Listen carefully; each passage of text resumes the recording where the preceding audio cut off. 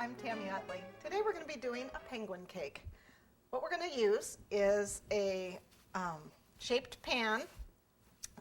This is normally used for a large doll cake. I used it for my large doll cake. And this is a 9-inch cake. And I'm going to cut them a little bit. If you don't have a pan that's this shape, you can use a 9-inch, an 8-inch, and like a 6-inch, and carve them down. Just stack a couple on top of each other and carve it down into this shape. It's a lot easier if you've got the pan. Or some sort of bowl that is shaped like this. You can always bake in a bowl. We're going to use a couple wooden skewers, some 24 gauge wire.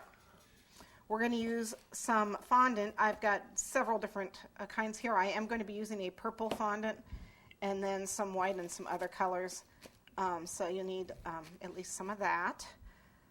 I'm going to need some sort of knife tool or something to cut with, to cut the fondant with. I'm going to use a serrated knife to cut the cakes with. You're going to want to have this set of snowflake cutters, set of 3. We're only going to be using, I think, the 2 smallest ones, though. I have a couple colors. We need black, and this is electric orange and electric green.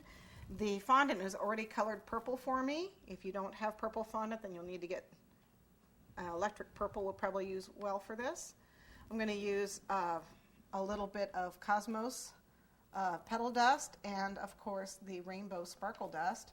A little buttercream, my rolling pin, and then I've got a couple cutters here, and I'm actually using these for the eyes of my penguin. So what size I'm going to use, I'm not sure yet. That's why I have just a couple different sizes.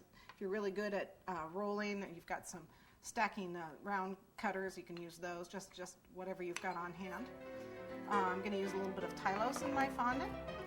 And I've got my wire cutters to cut my skewers, and I think that's about it. So let's get started.